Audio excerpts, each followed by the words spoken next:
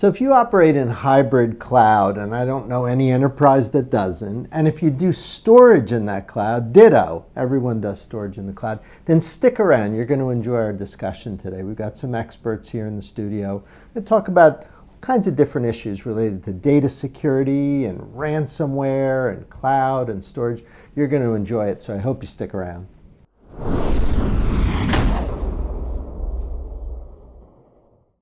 Hi, this is Ed Amoroso from Tag Cyber. I want to welcome you to a very special discussion here.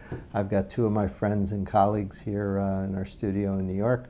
Ann Blanchard, who works for a very cool company called Nasuni. She's going to say a couple words in a minute. And my colleague, Moriah Hara, who a lot of you know. Moriah and I work together and do a lot of coaching and advisory for CISOs. We're going to pull on some of that experience in the discussion today. So I hope you enjoy our discussion on storage, on cloud, on hybrid, and some best practices and tips for avoiding things that we worry about every day, including ransomware, right, Ann? That's a big, ransomware is a big one these days, for sure. Tell us about yourself and also the cool company you work for. Sure, Ed, it's great to be here. Ann Blanchard, I'm Senior Director of Product Marketing for Nasuni, and we are really the leader in hybrid cloud storage. We have a solution that provides storage, security, and access from all over multiple locations. It's a very advanced, kind of cool solution, and we are seeing just tremendous growth in our space, but also rise of lots of concerns about security. So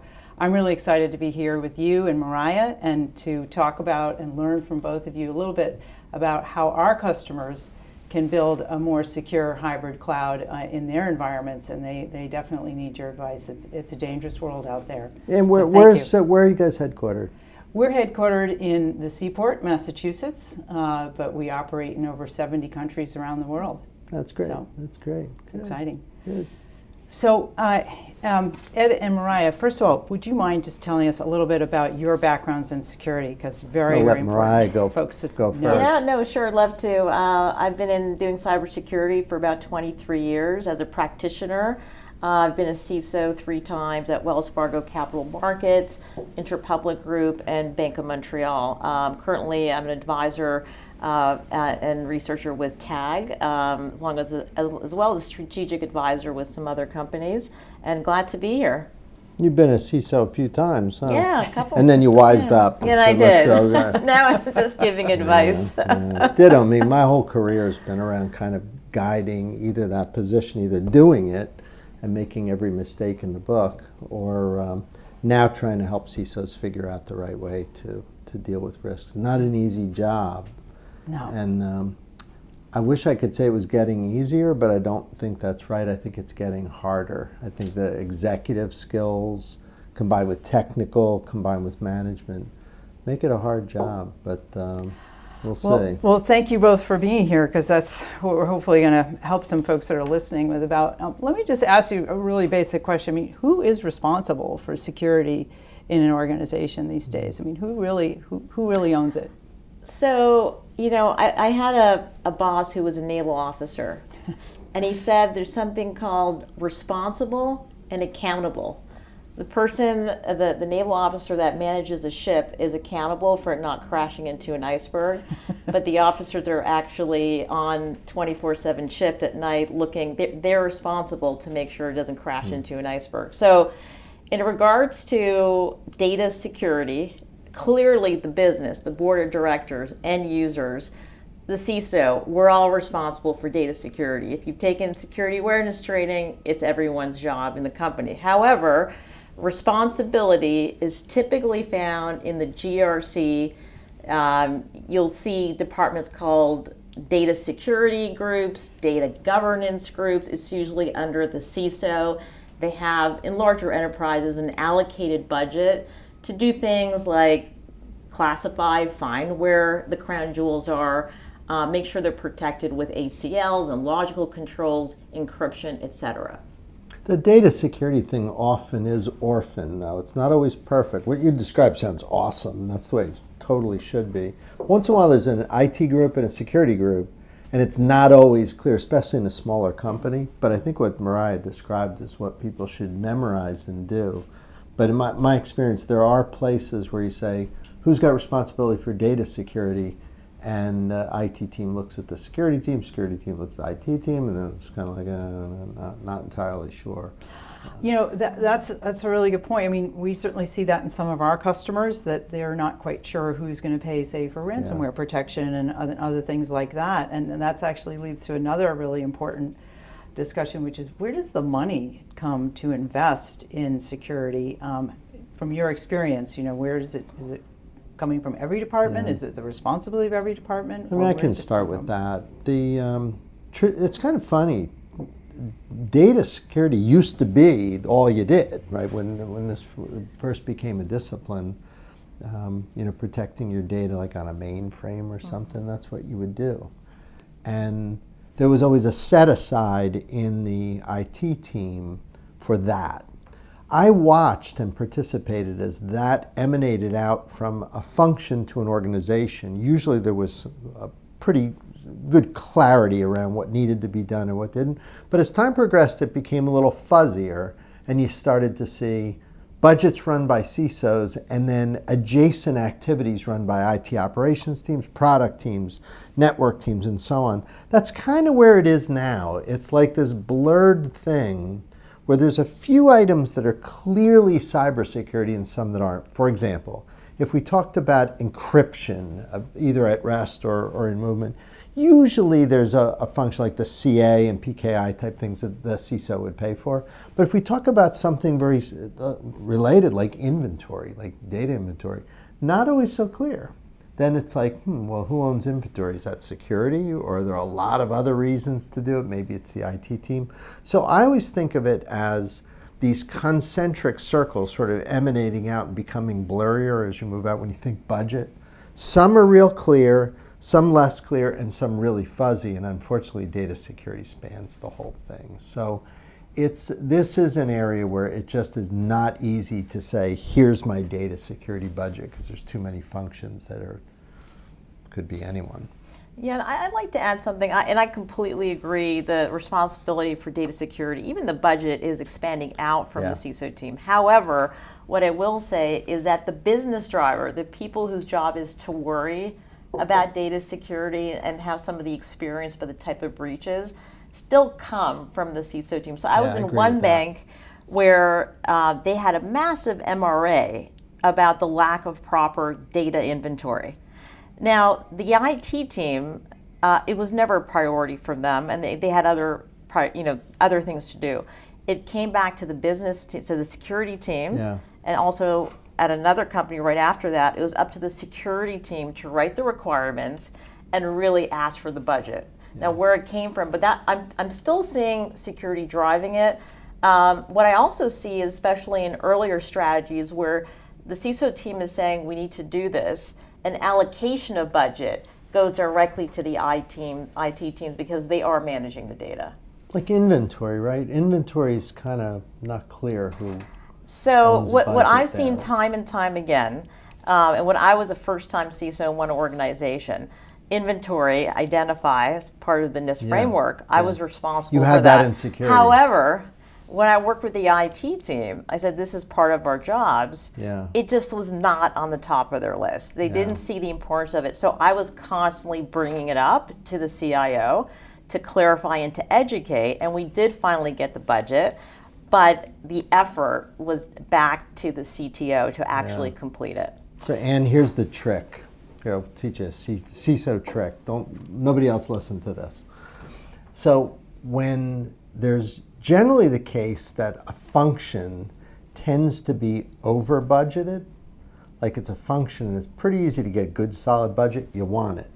But when there's a function that's really blurry and hard and it's always underfunded, like data security often, then you don't want it. So as a CISO, there's a little bit of inside baseball there, that when you're fighting for budget, like for example, domain name system, DNS. Nobody wants budget for that because then you have responsibility. It's too complicated. I'm sort of joking, but it is true that when you're negotiating with other organizations, particularly bigger ones, because IT teams usually have 10 times the budget, the security team, you have to be careful as a CISO, and I coach the CISOs that I work with, that if you do say, I'm going to raise my hand and I'm going to take data security, you better gulp a couple times, because I guarantee you that the legacy will be, it'll be underfunded. It'll be underfunded, right? Underfunded. Well, following up on something you said, Moriah, about a key step is sort of inventorying what data you have, knowing how critical it is, how secure it needs to be, how proprietary it might be. That's one of the things that the Nasuni platform does, is it consolidates unstructured data into a sort of a single platform and protects it with some built-in capabilities in the platform. And our customers are typically infrastructure managers who work with the CISO on security issues and everything. And I guess, let me ask you, what would be your advice as the top things that they should implement, maybe in conjunction with their CISO, to give that kind of hybrid cloud environment a good shot at having a strong security profile? Yeah, I think immutability is very important. Immutability, it sounds complicated, but it's the ability to have a copy of your data without it being changed.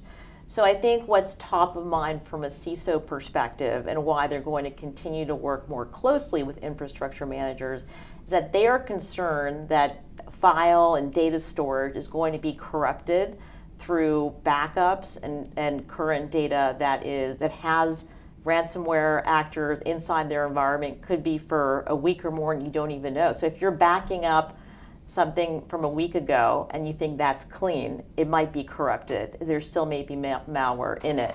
It may be encrypted and you can't decrypt it. There could be hardware failures as well.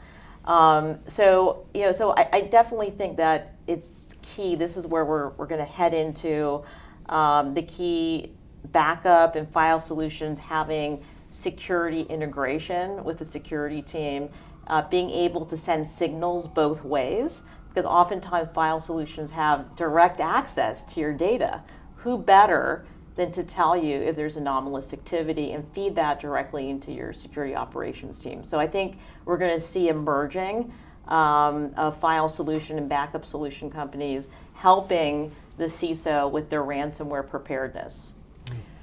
Because, as you said, they're kind of at the edge. They're at that first line of defense, and if they pick up something that's happening with a ransomware attack or some corruption of data, potentially you want that data storage talking to your environment versus waiting till it gets into a backup copy and it's found, weeks later or hours later or whatever. It sounds like that's a key thing. Yeah, no, exactly. Right. So when I mentioned immutability, it's the ability to keep a clean copy that you have a complete trust that when you back up to something that you should be, by the way, practicing on a quarterly basis. I think a lot of companies, when they do test out their disaster and recovery plan, they realize there's hardware failures and there's gaps in that. So number one, again, I said, you want to make sure there's no corruption, there's no malware in your data. You want an air-gapped type of file storage solution to make sure that if you have decentralized and hybrid cloud environments, that the data can be managed centrally from an alternative solution that's not connected to your environment. Makes perfect sense. I don't know, anything you want to add to that, Ed, in terms Just of that the cloud to-do and list? premise is a big deal too, right? Yeah. A typical company has data scattered across SaaS, cloud, premise, data centers, you name it. And when you're doing something along the lines of what Moriah was saying, a lot of times it would be done using different platforms. It'd be nice to integrate that. I know you guys do that. So having some common integration across the hybrid is good. That's a nice feature. Single way of Single managing pane of all glass. Yeah, this. if you can get Yeah. that, that's a nice thing. Yeah. So, that's great. Immutability, very key, and that ability to know that those backups are taking place on a regular basis to a place where they're truly unchangeable and secure sounds like a key thing. Now, obviously, in today's environment, data's moving around, data sharing and collaboration is really prevalent, and one of our primary needs from our customers is the need to move large amounts of data in and out of central areas where people can get at it and analyze it and use it for remote operations. So what's your advice around folks that are running more collaborative environments where they really need to move a lot of data around, but they also need as high security as possible? Yeah, I think adaptive authentication is very key. So we've heard buzzwords like continuous authentication as well, which Zero Trust can provide based on your device and your identity. For instance, if I'm logged into my laptop and accessing data, but all of a sudden during that session, I'm already authenticated, if the platform is doing continuous authentication, it sees that another machine with my credentials is trying to log in from Russia, it can immediately sever the connection. Mm-hmm. That's what we talk about adaptive and continuous authentication. It doesn't stop once I've logged in and I'm accessing the data. Well, that's good advice. I spent a whole career trying to figure out how to build networks that allow people to do that, eventually building MPLS, multi-protocol label switching between sites. That's not in vogue anymore. Like now you use the internet with secure edge. So Zero Trust and definitely strong authentication are ways to address security requirements over potentially hybrid communications networks, which is what we do, what we all use. You might be on a broadband at home, or you could be sitting in the office, or you could be at the airport, or you could be over 5G. So you've got this heterogeneous selection of options for transport, and all of us would like to be able to share data securely on top of that. So you used to be able to rely on the layer 1 through 3 to do that for you. Not anymore. So and Ed, I want to add it to that exactly. It's been, security has been pushed to the edge, like you said. Yeah. Whereas before, we would all log into a VPN and it was a free-for-all.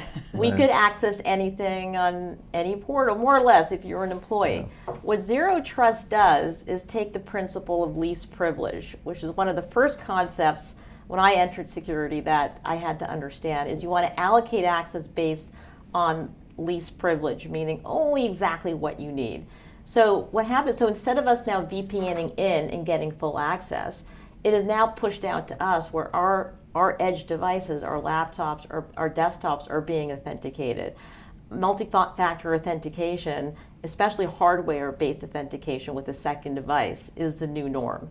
We're even seeing software-based authentication with tokens being circumvented. So when we talk about Zero Trust, it's the ability to enforce policies continuously to allow access based on a profile and security signals based on the person's environment and devices and identity that they're using. I think it's interesting that both of you are talking about really having that security at the edge is all the more important because we're now on the internet, we're not on the private networks that we maybe were before. So whatever edge security you've got, you know, is really key to focus on, it seems like. It's a pendulum. It swings back and forth. At one point, you'd walk into the ops center of a large telco, and they'd say worldwide intelligent network, where there was intelligence built in. Then the internet happened, kind of moved to the edge. Then it moved back. You know, with MPLS, there was a lot of smarts in that sort of intelligent core that we built out from, say, 1990 to about 2015, 2020. Now it's swinging back. Now it's the edge again. So I think that that's a natural progression back and forth. My prediction is in the next 5 to 15 years, you might see, say with 6G wireless, you might see so much software intelligence and AI embedded in the network that it might be difficult for edge devices to keep up with the ability of a wireless network to do artificial intelligence. Like there might be such spectacular data handling and computational skill that when you connect up to Verizon or T-Mobile or AT&T, that connection might do so much for you that the pendulum might swing back. So it goes back and forth. You know, it's hard to say, but right now we're in an era, I'd say at least for the next 5 to 10 years, maybe you'd say the same, 5, 10, where SASE, you know, and secure service edge, that's the right way to do networking today, given current technology. And I know, again, Nasuni, I know you guys are well integrated into that concept. So, no, we absolutely are, and we totally understand the notion of, you know, the dual factor authentication and the need to really practice kind of that zero trust. It's sort of built into the platform and the access protocols. Let me go right to something that's really scary to our customers, and there is some finger pointing going on in organizations that we deal with, and that is ransomware. Protecting against ransomware. That would never happen to anybody. Yes, never happened. Well, certainly when it does happen, people don't want to talk about it, that's for sure. So it is hard to discuss. But what are your thoughts on sort of state-of-the-art, steps to take to prevent it or recover from it if it actually happens in today's larger organizations? Yeah, so I've mentioned this, in the past, where if you think of the NIST framework that everyone's familiar with, which is identify what you have, protect what you have, detect if something comes in, respond and recover. The CISOs used to spend the majority of their time, 80%, on the first two. The respond recovery was almost like, okay, do we have an incident response plan? And do we have some forensics, retainer? That has kind of shifted on its head with, data coming and authentication coming to the edge. Because right now, with the proliferation of ransomware, we have to do that shift right. CISOs now, I'm seeing more than ever, have to work with infrastructure managers to understand how to do response and recovery right. What are the gaps potentially when you do response and recovery? What does good look like? We even see with MGM, they decided not to pay ransomware, but they're out about $100 million. So there's a lot of decisions that have to be made. So ransomware, especially as a file storage, is going to be a big part of ransomware discussions. How are we storing our data? How is it connected to the right backups? And as I mentioned, we have a possibility, and even your company has a possibility, because you have a direct connection to a lot of companies' data. You can potentially provide telemetry when you're seeing anomalous activity. People using your platform can turn on security event monitoring and have it feed to their centralized security operations. Potentially be able to tell customers where sensitive data is. If they didn't have money yet, or they haven't invested into a data security platform type of solution that's popular right now, potentially telling us where our sensitive data is so we can apply more layers of defense. Sure. So I think this is a game changer for companies like yours, where you can help and assist and provide more value. You could potentially be cutting out costs of multiple solutions by providing an all-in-one solution, because you're already there inside the data.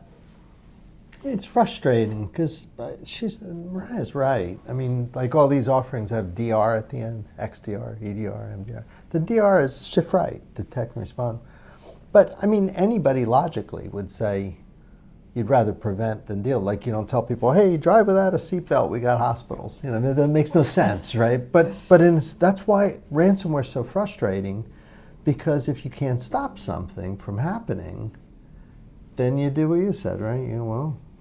I don't think we can stop ransomware. We better get good at responding. And that is the state of the practice. I know that's not right. Long term, you have to be able to stop this. And I think you stop it by a combination of architecture and innovation and services and having the right partner. There's probably a whole collage of things that will make it harder for someone to do what they do so easily now. Again, it is frustrating. I think it's the expect to fail or fail well. Right. I think CISOs today are expecting, and I think this has been even 10 years ago, we always assume that... Expect to fail is true, that's right. Right, that we assume that hackers get inside the network, right? And the network is sort of dissipated, but... It's just depressing, right? I mean, it is. That can't be the way to go, even though it is exactly what was going on today. Right? We see it every day. What I would add is practice, practice, practice. So what I've heard companies now, especially those that have had ransomware attacks, have full-out quarterly response and recovery exercises and tabletops. Yeah. Because when you get good at it and it happens, you have very minimal impact. And that's where the whole word resilience really comes in. Resilience It's is like the right expect word. disruption, Yeah. expect attacks, but Yeah. continue servicing your customers as if almost nothing happened. If your iPhone goes and flips into the pool, you lost the hardware, but I can go recover the data, get a new one, push a button, and I'm restored. I mean, that concept, that resilience concept, is a good metaphor for what businesses need to be able to do. Hey, we got ransomware. Oh, it should be a nuisance as opposed to 100 with $100 million. 100 million you know? MGM, yeah. Like a nuisance is a different type of thing. That's a Because you were expecting it, but you're good to You go have because to you just deal with it. practiced your Right. recovery exercises, Right. and you know where the gaps could have been. You wouldn't like it, but Yeah. you're not going to lose 100 million. I- That's the goal. Sure. No, it's interesting. I hear a very good tip for our listeners really about the practice sessions.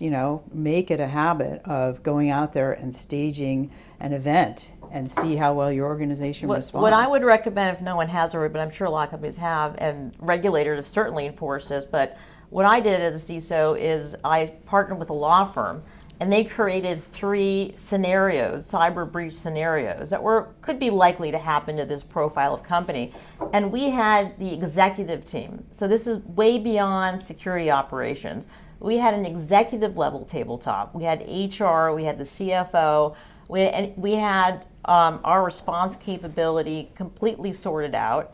And now we have to push further in terms of integrating infrastructure managers. So, I was telling Ann that CISOs know nothing much about infrastructure and data back. When you actually talk to infrastructure managers, they really know what they're doing. Right.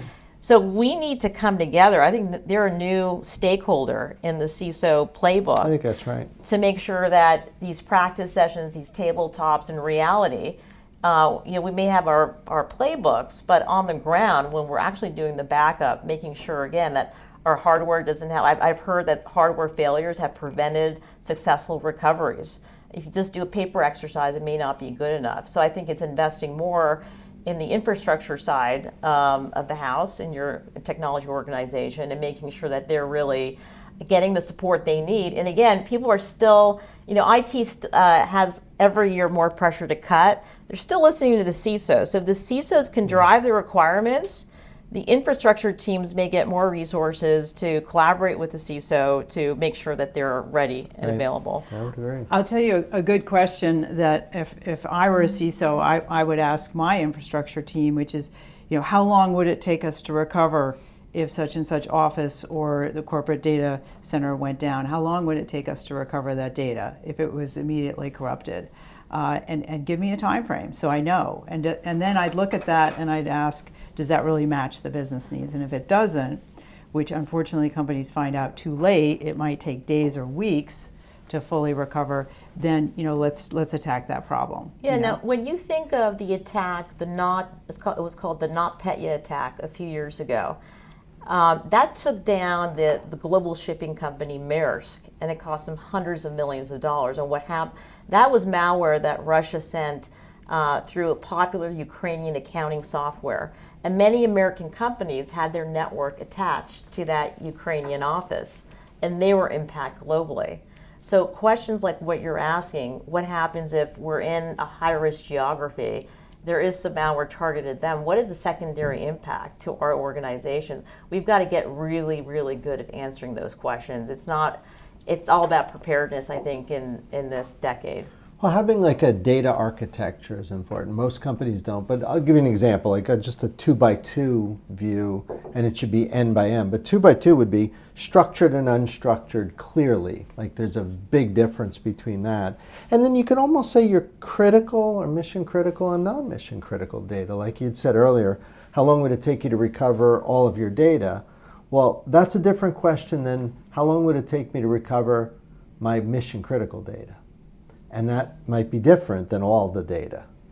And that's where an architecture makes sense, because ultimately you like everything back, but there are priorities, and you can clearly come up with some sort of a plan to do the things that matter first and to do the other stuff later, because there's a lot of unstructured data that's not as important.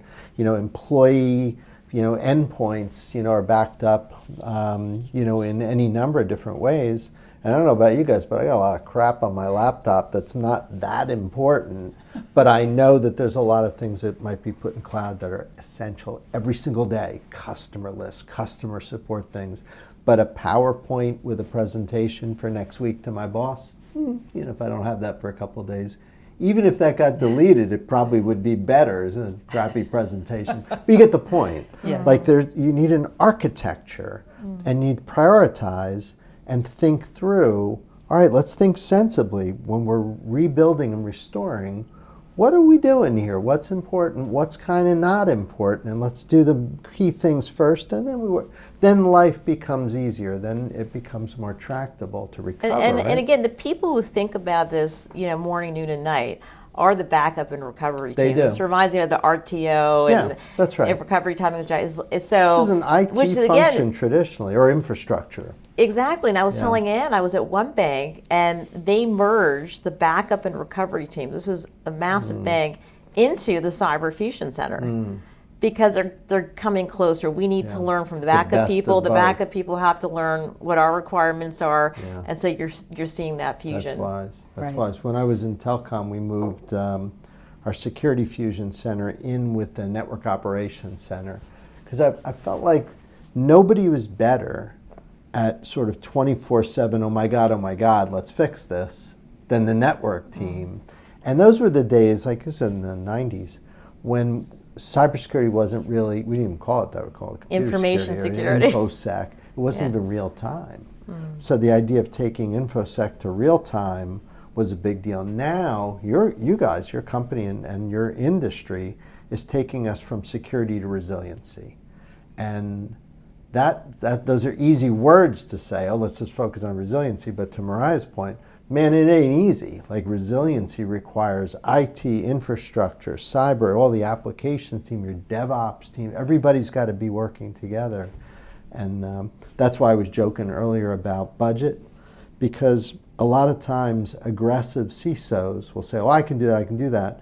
You got to be careful. When you're an executive, you want to be aggressive, you want to be confident, you want to be proactive, but you also can't be reckless. And data security is such a complicated issue that I think it really does require a collage of different executives agreeing to work together, because you can get yourself into trouble. Maybe you can't. The organization's too big, you'll never be able to do it. Absolutely, and you, Moriah, you've both identified adjacencies that are so important. One is obviously the security of your network. The other one is, what's the role that your backup strategy is playing in securing and giving you that resilience. Those are really, really key. And of course, people are moving more in the space of hybrid cloud towards this platform concept, like Nasuni, and others that really try to bring it under one roof and take security into account. And what's interesting is this is very adjacent to the whole unfolding of artificial intelligence, because you can't get insights out of data or even start to do that learning off of it if it's not, the relevant data isn't pulled together and it isn't first consolidated and secure. That's kind of step one for a lot of our customers. And what's the CISO's role from your perspective around sort of getting ready for artificial intelligence? I'll just start, but Ed's really the expert here. But I think it's two-pronged. One, I do think CISOs and security individuals are in a unique position to lead AI governance in their organizations. I don't think there's a clear owner yet. I think most companies will have a person responsible for it. I think we need to make sure that data leakage prevention and code generated by OpenAI, right, does not have backdoors in it. And I think that's probably one of the most prescient threats, because when I do talk to developers, I say, are you worried about it taking your job? They go, heck no, I'm using it all the time to make my job better. I'm like, do have you inspected some of this code? And most of them haven't. So I think that's some of the current. So making sure the company is using it ethically and in a secure manner, and then obviously using AI to accelerate your security strategy within your tool set is an obvious one. I mean, when we had manual processes, we decided better to automate, right? Get rid of mistakes that human beings make, bad, inefficient processes. So that was always, frankly, controversial, right? Automating manual tasks changed the nature of a lot of job activities. Now we take it for granted. Automation's fine. It's the same thing now with intelligence, with AI, where decision making and drawing conclusions from data used to be this collage of people and algorithms and systems, and it was often very imperfect. I think deep learning, machine learning, just sort of generally AI, like the kind of thing that you'd see with like a neural network recognizing your face. These are beautiful algorithms, and when we apply them in cyber, they work very nicely. So I think it's just a continuation of something we've always done, and that's where things are done by human beings that can be improved on, you do it. And life goes on. We don't use buggy whips and carriages anymore. We drive in cars, right? I mean, it's like new opportunities emerge. I will say that one thing that does come up in the context of people worrying about AI, you said a cool word earlier, you said immutability. I think that the concept of having some immutable AI is important, because I think that's where we establish guardrails for AI, where human beings can set up intelligent algorithms that really can't change. They're based on our intent. They're not intended to change. They're rooted in hardware, and another piece of software can't change it. I think there's something there, and I think that that's going to be a more important architecture than people realize, because the potential for algorithms to sprawl sort of like moss is very high, and I think that we need to contain that. But that'll be something, the CISOs are going to have to deal with that the next few years. But it's not something to fear, it's something to harness. It's something to understand. There's powerful algorithms. I'm sure, I'm familiar with your platform. You guys do a lot of that now. I'll bet 5 years from now, AI will be all over the algorithms that you guys, it'll be everywhere, and you won't even think about it. It'll just be the processing. That's just, you use data, you build models, you make predictions, and you go. I mean, it's instead of doing things in a little bit more procedural manner, programmed procedural manner, the way you'd have with a Python program. So just a progression of tech. I think it's exciting. So. And you both, and Moriah, you really see an opportunity for the CISO to lead, sort of try to get into this space and understand what they can do to protect the data, but also, as you say, Ed, use this fantastic new technology in ways we never even thought of to make the organization more secure. Is that fair? I think there's been a lot of discussion about AI being leveraged by the bad guy, the criminals, right, to accelerate a lot of these security attacks, which is happening. We've seen that with bots for the last couple of decades, but I think it is going to accelerate. So I think security practitioners do have to look for tools that can help them match the speed of offense coming, from whether it's state actors or criminals or whatever the motivations for your company that's being targeted. And so it's like a two-sided. So I'm seeing a lot of CISOs writing policies in their companies on, again, data leakage prevention, how to use the chat GPTs, how to do things responsibly and ethically. But on the other side, I think CISOs have to, like Ed is saying, really embrace the power of it. We don't have a choice, whether you're an optimist or not, and use it to your advantage. And let's get back to that relationship between the CISO and other parts of IT, the larger IT, but also the infrastructure manager. Are there best practices for working together organizationally, planning-wise, that you've experienced? Yeah, well, I mean, I'll say, as I mentioned, when I was at one very large organization, a banking organization, if you can imagine, disaster recovery is a big deal, right? They serve millions of customers. And you'd think they want to run independently, but it's a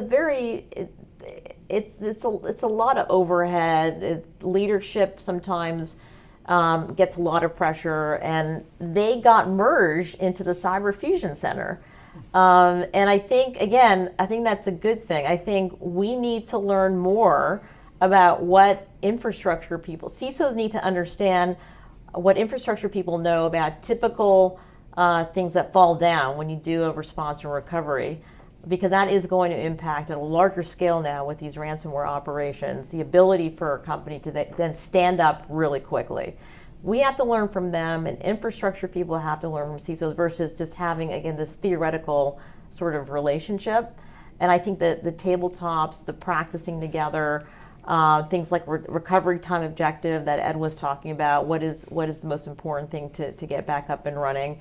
And again, kind of what I mentioned earlier, I think now is also an opportunity for infrastructure tools like your platform to start sending signals and telemetry. You are, again, connected to our data. Not everybody has cloud data, security platform, posture management tools, all these new tools that offer classification and crawling your data and telling you what policies to add and monitoring. Not everyone has bought that, right? If they can leverage your platform to give them more information about what's hosting, I think again, it's cost efficiencies there, and it helps towards a security strategy of monitoring and defending your data. Certainly what we see is double-digit growth of customers' unstructured data, and a lot of it's in their file shares. So we're seeing data possibly tripling, quadrupling over the next 4 or 5 years in many of our customers. And of course that creates risk, from just so many different angles. Additional complexity. So data is the new gold. So, cultures fought over gold and silver, thousands and hundreds of years ago. Now it's data. I think the complexity with multiple cloud stores, hybrid clouds, is actually going to make security harder, which is why it's so important. I think Ed and I both mentioned having a centralized platform to have a view of what you have and know how to manage and how to layer your defenses against the data that really matters. I would agree. All right. Well, listen, thank you both so much for your insights today. This has been terrific, and I'm sure our audience will benefit from your super helpful advice and experience in just trying to make it a more secure world for our unstructured data. So I really want to thank you on behalf of Nasuni for joining us today. Our pleasure. And Ann and Moriah, on behalf of our team at TAG, thanks for visiting our studio today. You're always here, and it's nice to see you, and we hope you come back and visit. Great to be here. Great to be here. And for everyone else, we'll see you all next time.